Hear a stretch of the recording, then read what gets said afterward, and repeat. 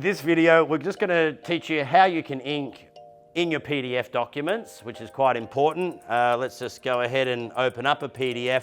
Now, whether it's an actual document itself, or maybe you're in building construction and you're working on plans, that type of thing, the way we can access the pen tool directly in Adobe Acrobat and ink so it's embedded into the document is we've got a little squiggly line here on our toolbar on the left, and that little circle line, you notice it's a draw tab here.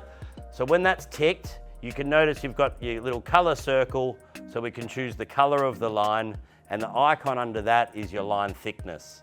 So we can choose how thick that line's gonna be when we ink over the PDF.